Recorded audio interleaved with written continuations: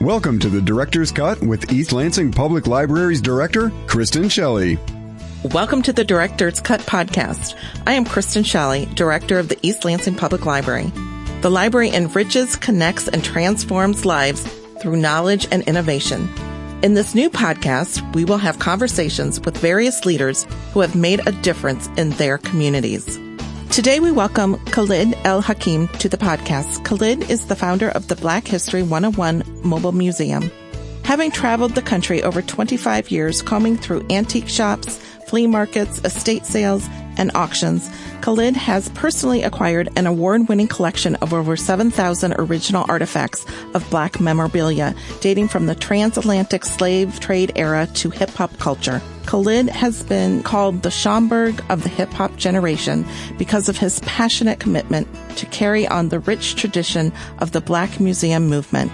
He has a new exhibit traveling this year called the Signature Series, which has over 150 original signatures of historical figures. Khalid, welcome to the Director's Cut. Thank you. Your collection is amazing. I've had the good fortune to see it at the East Lansing Public Library last year. And how did you get started collecting? I started collecting memorabilia after taking a class with Dr. David Pilgrim of Ferris State University. And as a student, he used artifacts to teach about racism in America. And I was just enamored by that and began collecting after taking his class. Well, he must have been an amazing professor because your collection is truly a sight to behold.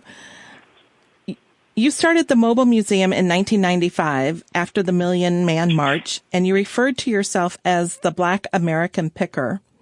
What was the first item you collected? And did you know right away that you would develop a mobile museum to share with others?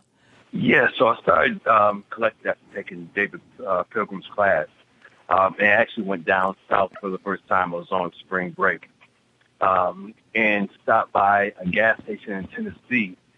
And in this gas station was a lot of racist memorabilia reproductions of old stereotypical artifacts.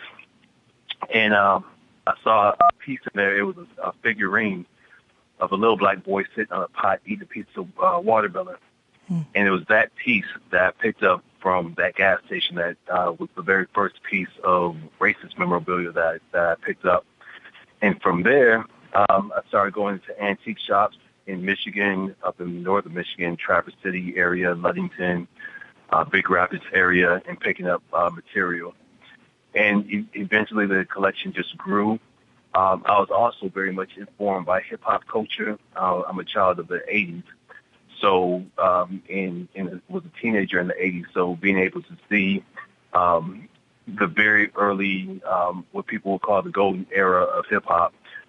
So I was being informed by groups like Public Enemy, KRS-One, Rakim, Queen Latifah, and these Afrocentric ideas and information and knowledge that was coming out of hip-hop at the time taught me about Malcolm X, the Nation of Islam, the Black Panther Party, Martin Luther King, Marcus Garvey, and other social and political movement that we weren't being taught in our K through 12 experience, nor in college. So I began picking up material based upon the information that I was getting through hip-hop culture.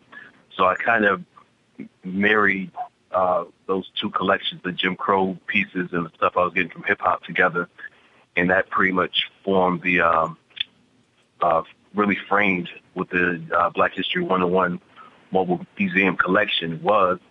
And then eventually, again, after coming back from the Million Man March, what was once a private collection became a public collection just after taking this pledge in Washington to make a contribution to the community I was living in. I can only imagine. I mean, your collection, you have shackles from the transatlantic slave crossing, KKK hoods, hip-hop memorabilia, autographs, and a Make America Great hat. I found looking at the collection to be an incredibly moving experience and almost a visceral reaction at times. I can only imagine as you collected and studied the items, the reactions and feelings that you must have and have had as you collected and as you continue to travel around and see these items.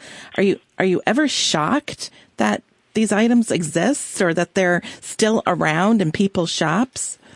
I was shocked early on, but I have not been shocked in a long, long time.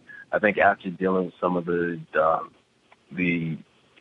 most ugliest things I've ever seen in my life, I'm not surprised by what's out there. I'm just surprised that not more people are actually, sharing this type of things in public spaces as well. Because a lot of this stuff ends up in people's attics, and people know that they have it in the house and just don't know what to do with it. So I'm very interested now in the responses I get from people who either email me or call me or come to the exhibit and say, oh, I have something that my grandparents had. I have something that my mother had. I'm meeting family members from the Ku Klux Klan now, who's, people who had, grandparents who were Klans people. I met someone recently on this current tour whose uncle was a Hell's Angel, and had memorabilia from his uncle who recently passed. So the things are out here. But I think what the Black History Mobile Museum does is provides an opportunity to create a space where people can have this experience and have these dialogues and these conversations come up, because they're not happening in any other space. I was telling someone recently that we're not having these conversations in our homes. We're not having it in our religious institutions because our religious institutions are so segregated in America. So we're not having it there. We're not having it in the public school system because the curriculum is so one-sided. Mm-hmm. So, it's rare that we're even having these conversations. So it's really up to us to create opportunities for people to have conversations, and we have to be intentional in making sure that we create these spaces for people to have these conversations. Absolutely. Do you have a favorite item or one that elicits the greatest response from you or those who have seen your artifacts? In this last tour, this last year, and coming into this new tour, the most controversial piece that I have in the collection is the MAGA hat. It's the Make America Great Again hat. Mm-hmm. And I'm not surprised by it, but I've observed, even though people walk through the exhibit and they see some very ugly pieces of American history, when it comes to that hat, people just have a very, like you said, visceral response to it. And I get it, but at the same time, it's like, this is what we're dealing with at this current time. So for folks to say, well, racism is, we're beyond that. The reality is that we're really not beyond that. Not when you have, conversations about the leader of a country calling himself a nationalist and making statements like America First as its theme, when America First as a theme was the thing that the Ku Klux Klan used back in the 1920s and still use it today. Mm-hmm. So, you hear these what they call dog whistles, and people respond to those dog whistles, and it resonates with a certain group of people in society. And, some people are feeling empowered these days to commit some violent acts. So these things have a very real impact on society. And, we need to have honest conversations about that.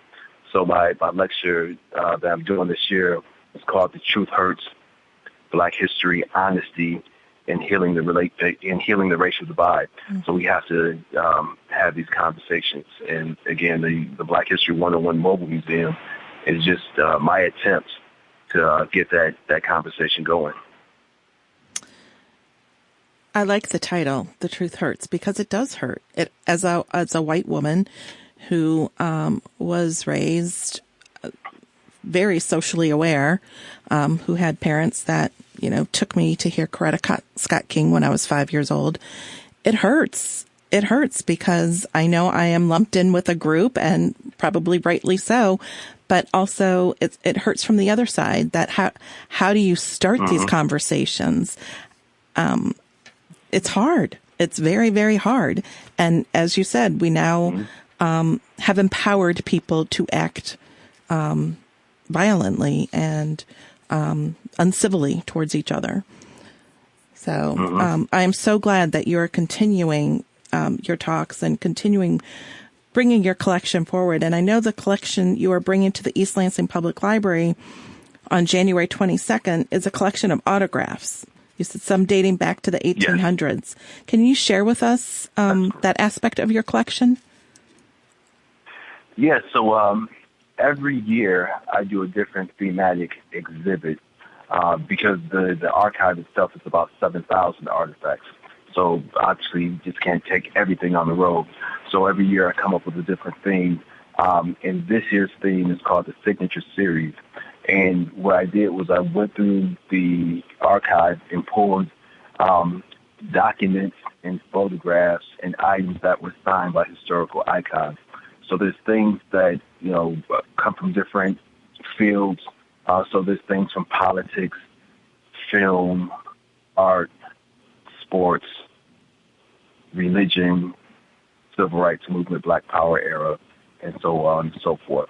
So there's documents signed by Frederick Douglass, Booker T. Washington, George Washington Carver, Mary McLeod Bethune, Marcus Garvey, Cab Calloway, Lena Horne, Sidney Poitier, Harry Belafonte, Angela Davis, Chuck D from Public Enemy, Paul Robeson, Malcolm X, Martin Luther King, Coretta Scott King, and it kind of goes on. It's it's like really a who's who of Black history, and it's a very, very powerful exhibit that I'm honored to just be entrusted with doing this type of work.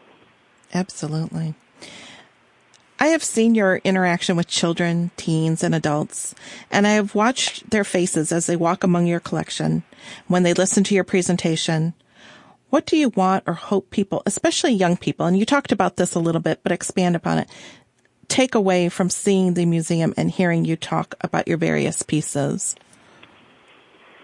Well, first and foremost, I want people to get a sense that history is real, that history is important, that it's valuable, that people can see themselves in history. So one of the reasons why you have a Black History Museum is because historically mainstream museums were not inclusive of the Black experience.